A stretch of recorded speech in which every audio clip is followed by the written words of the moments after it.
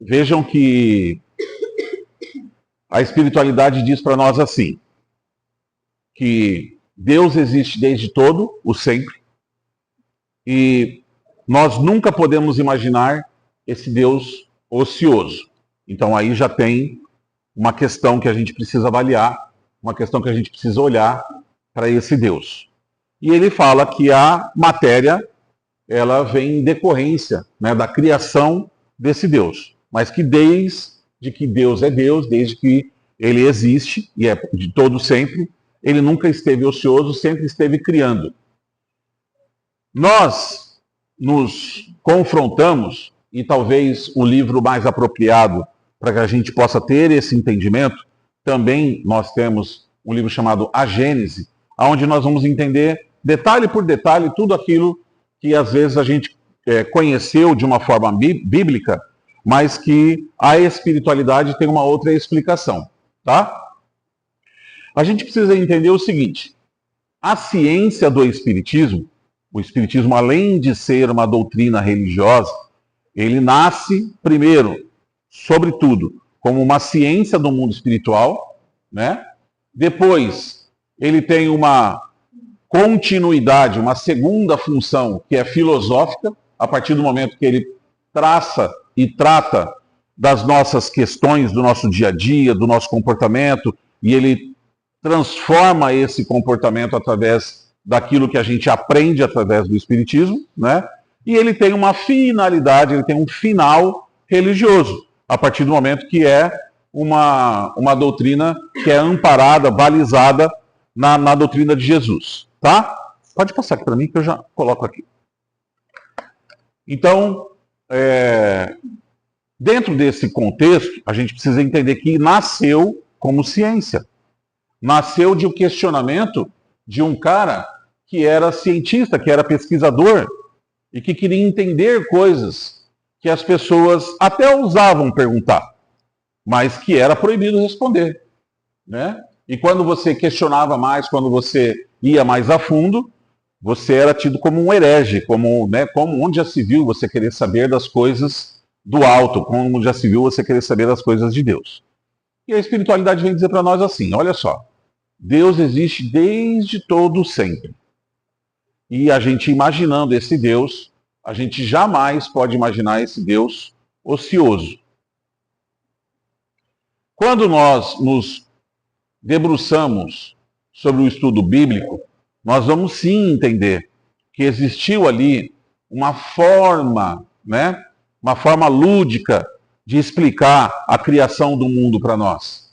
Mas nós não podemos compreender, não podemos entender esse Deus como alguém que fez o mundo em 6 dias e descansou no 7º, sendo um Deus maior do que um Deus generoso que permanece criando. E quando nós confrontamos a ciência dizendo que o universo está em expansão, como que esse universo pode estar em expansão? Como que as coisas continuam sendo criadas? De forma mais acelerada em suas extremidades. O universo continua sendo criado. E quem está criando isso? Com base no que isso está sendo criado? Da onde que vem essa força? Esse Deus único que criou tudo em 6 dias, ele não parou para descansar no 7º? E quem continuou essa obra? As coisas não podem confrontar. Na segunda-feira passada, a gente falou muito da questão da ciência e da religião. E a gente não precisa entrar nessa disputa. A gente só precisa ter o entendimento de que sim, o universo permanece em expansão. E sim, com a permissão desse Deus, que pelo que nós estudamos e pelo que nós tratamos até aqui, não é aquele Deus antropomórfico, não é aquele Deus que tem a fisionomia, a aparência de um ser humano. O Deus que nós estudamos dentro da doutrina e o Deus que os Espíritos nos apresentam, foge ainda da nossa compreensão, e a própria espiritualidade fala para nós, vocês gastam muito tempo tentando entender esse Deus e não cuidam de transformar as suas atitudes. Isso foi assunto de 2 reuniões atrás, né? Está muito preocupado com o universo, com o multiverso, e está deixando de prestar atenção em tratar bem as pessoas que estão à sua volta, né? Essa deve ser a nossa preocupação. Mas ok, ele vem trazer para nós que não precisa desse conflito. A gente só precisa ter a compreensão de que, sim, esse Deus não é um Deus na figura humana. A gente entende e a espiritualidade apresenta para nós esse Deus como inteligência. A espiritualidade pergunta assim: o que é Deus? Né? Kardec pergunta: o que é Deus? E a resposta é: a inteligência suprema que rege o universo. Não falou, é um senhor que está sentado numa poltrona, é uma senhora que está sentada numa poltrona, é uma figura tal, uma figura isso, uma figura aquilo. Não. Só falou assim, ó, é a inteligência suprema que rege o universo. São as leis que estão aí, por todo o universo, por toda a natureza, por todos os lugares. E não há lugar onde não esteja. Por quê? Porque as leis do universo regem tudo. Se você pegar uma maçã e soltar a maçã aqui, ela vai cair, certo? Se você se esconder lá dentro do banheiro e soltar a maçã, ela vai cair? Sim ou não? Pelo amor de Deus, sim. Se não cair, temos um problema, né? Vai cair, por quê? Porque é a lei do universo. As leis que regem o universo, toda a inteligência que rege o universo, toda a inteligência que faz a gente ficar girando em torno desse Sol e todos os planetas dentro de uma distância exata, que a gente não tromba, que a gente não interfere um no outro, que a gente... Todas essas leis, essas regras são concebidas como de ordem divina. Entende? Então, quando a gente olha para esse Deus parece menor? Ele não parece um Deus mais generoso? Que dá mais chance, que tem mais oportunidade. Quando a gente olha para esse universo e vê a possibilidade, encara a possibilidade de vida em outros lugares, isso não é tratado. Jesus fala claramente: há muitas moradas na casa do meu Pai. Há muitas moradas na casa do meu Pai. E aí você vai encarar isso como? Ah, não, mas é que ele quis dizer que se trata de um estado da alma. Não, ele não falou de estado da alma. Ele falou claramente: há muitas moradas na casa do meu Pai.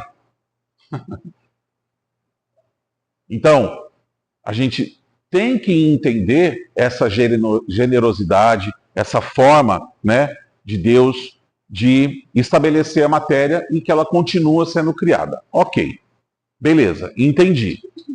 Aí a outra questão que ele traz para nós é: o que é matéria? Porque para nós, a gente vai olhar para outros lugares, a gente vai olhar para outros mundos, a gente vai olhar para outros lugares e a gente vai tentar conceber a vida como? Como a gente tem ela aqui. A gente vai entender que vida é o quê? Isso que a gente tem aqui. Mundo físico, palpável. Você pode pegar, você pode segurar. Mas ele fala assim para nós: a matéria pode ser tão etérea e tão sutil que não cause nenhuma impressão a vocês. Quer ver um exemplo de matéria? A energia que está acendendo essas lâmpadas aí em cima. Ela é matéria, do ponto de vista espiritual. Você consegue pegar? Se você pegar, você vai tomar um chocão. Mas ela é matéria. Quando você está com a lâmpada apagada lá, você está com o interruptor aqui, e você bate o dedo, a luz acende. Há uma transmissão de uma corrente, de algo que é extremamente sutil. Você não consegue ver a energia. Você consegue ver a lâmpada acendendo. Mas se você ficar olhando para o fio, pegar toda a fiação que vai até lá em cima, você ficar observando ela, você vai ver a energia passando e chegando lá? Sim ou não? Não. Não vai ver. Mas é certo a gente dizer, então, que se eu não estou vendo é porque não existe. A luz acendeu por mágica. Sim ou não? Não. Existe energia, eu só não estou vendo ela. E do ponto de vista espiritual, ela é matéria. Olha só, a espiritualidade dentro dessas explicações, e nós vamos falar sobre isso na próxima segunda-feira, quando ela vai falar do espírito, ela fala para nós o seguinte: que o espírito, o nosso espírito, né, ele é o nosso pensamento. Isso que você está pensando, isso que você pensa durante o seu dia, não é teu cérebro que pensa. É teu espírito utilizando o teu cérebro. Mas todo o seu consciente é o seu espírito. Ok? E eles explicam assim para nós. Nós temos o corpo físico, nós temos o nosso espírito. Vamos imaginar que é uma lâmpadazinha acesa aqui, tá? O nosso espírito. Esse espírito não tem a forma física. Ricardo, mas quando um médium, quando a gente representa isso nos filmes, nos lugares, que fala, eu estou vendo um espírito, e aí você vê a pessoa, só que não é bem a pessoa, porque ela está mais translúcida, ela está mais transparente, você está olhando ela de uma outra forma. O que é aquilo então? Aquilo é um corpo espiritual que prende essa luzinha, né? Prende esse espírito dentro do corpo da gente. Aqui a gente chama de perispírito ou corpo espiritual. Ok? Em algumas outras religiões se chama de alma. Ok? Então, nós temos essa visão, nós temos essa percepção, né? Da forma humanizada. Mas o espírito é apenas o pensamento. E esse pensamento, ele é absurdamente mais sutil do que a energia elétrica, mas do ponto de vista de matéria, do ponto de vista de Deus, ele ainda é uma criação, ele ainda é uma matéria. Entende? Muito mais sutil, mas ainda é matéria. E a espiritualidade, depois, nós vamos ver isso mais para frente, né? E a espiritualidade vem dizer para nós que conforme nós evoluímos, e aí eu vou parar já por aqui, conforme nós evoluímos, nós vamos deixando de ter a necessidade dessa composição tão rústica, tão travada, que deixa a nossa energia tão densa, que deixa a gente tão, né, físico. A gente, conforme vai evoluindo, a gente vai perdendo algumas características. Assim como nós evoluímos lá do tempo nosso de primata, e a gente chegou até essa condição, a gente ainda vem evoluindo, eu venho falando sobre isso, sobre nossa idade vai aumentar, nós viveremos mais tempo, né? As nossas condições físicas aumentarão, nós teremos mudanças, isso tudo já está no nosso DNA. Se vocês pesquisarem e procurarem na ciência, vocês vão encontrar essas explicações. E a gente já está falando disso no Espiritismo desde 1856. Nós estamos sempre num processo de transmutação, de evolução. Perfeito? Assim como nós evoluímos aqui no mundo físico, nós também teremos a nossa evolução espiritual. Conforme a gente vai evoluindo, conforme a gente vai fazendo boas escolhas, e eu já vou falar um pouquinho sobre evolução, conforme a gente vai evoluindo, a gente não vai tendo mais necessidade de voltar para um mundo tão físico. E a gente vai nascendo em lugares onde há mais sutileza, em outras formas. Então, às vezes, eu estou olhando para algum lugar e estou dizendo, lá não há vida. Lá não há vida. E, na verdade, não há vida como eu tenho a minha concepção de vida. Eu quero, para mim, concepção de vida é carbono. Tem que ter carbono, senão não há vida. Né? Quem disse que tem que ser assim? Quem disse que essa é a única forma que se estabelece? Nós estamos procurando, né? Uma grande notícia é que agora acharam um planeta a 4 milhões de anos-luz, uma coisa assim, 4 milhões de anos-luz ou 4 bilhões de anos-luz, que tem as mesmas características da Terra. Né? A gente fica procurando um lugar em vez de cuidar do nosso lugar. A gente fica procurando para onde que nós vamos na hora que isso aqui acabar. Mas, gente, acabou? Não. Então por que estão procurando algum lugar fora daqui? Para quando acabar, se não acabou? Se não acabou, não é mais fácil cuidar antes que acabe? Acho que é mais fácil. Porque até para construir alguma coisa que leve a gente a 4 bilhões de anos-luz, para a gente chegar lá para ver se é igual ou não, concorda? Vamos cuidar do que está aqui, mas a gente faz as coisas ao avesso, né? Faz parte do nosso processo de evolução, a gente vai aprendendo sobre as coisas. Só para finalizar, e o que determina a nossa evolução? O que determina se nós somos mais ou menos evoluídos? Não tem absolutamente nada a ver com a nossa inteligência. Às vezes eu posso ser um cara doutor de conhecimento de um monte de coisa. E posso achar que eu sou melhor, que eu sou superior, que eu sou mais evoluído, que eu tenho mais conhecimento. E às vezes aquela pessoa que é uma pessoa ignorante, que não tem esse conhecimento, porque não teve acesso a esse conhecimento, porque não tem as condições dessa existência, não propiciaram isso para ele, mas ele tem um comportamento moral absurdamente melhor do que o meu, que sou um doutor das coisas. O que estabelece evolução é única e exclusivamente moralidade. Só. Ricardo, mas não tem outra. Só moralidade, não sei o que estou dizendo. É a espiritualidade. Você vai ser considerado evoluído, mais ou menos evoluído, de acordo com a sua moral. E o que é moral? As boas escolhas. Aquilo que você faz que você não se prejudica em absolutamente nada, e aquilo que você faz que você não prejudica as outras pessoas em absolutamente nada. Quando nós conseguimos um existir, quando nós conseguimos um viver onde nós não nos prejudicamos e onde nós não prejudicamos o próximo, nós estamos evoluindo moralmente. Então, essa mudança de comportamento, esse olhar em tudo aquilo que eu vou fazer, é que vai determinar. E, gente, não são através de grandes atitudes. Eu sempre falo isso. Não são através de grandes atitudes. Ninguém tropeça em montanha. Ninguém tropeça em montanha. A gente tropeça onde? Nas pequenas coisinhas do dia a dia. Cada um de nós tomou centenas de decisões no dia de hoje. Vocês escolheram centenas de coisas no dia de hoje. A grande maioria das coisas que vocês escolheram, que eu escolhi, nós nem pensamos. Nós agimos por impulso. Nós agimos porque nós estamos acostumados a ser daquele jeito. Então, sabe qual que é o teu maior compromisso? Não ser como você é. Ah, Ricardo, mas hoje em dia o espiritualismo tem várias frentes de terapia, tem várias frentes de não sei o quê, que você tem que se aceitar primeiro para não ter que se aceitar nada. Ponto básico, você só está encarnado aqui para ser transformado.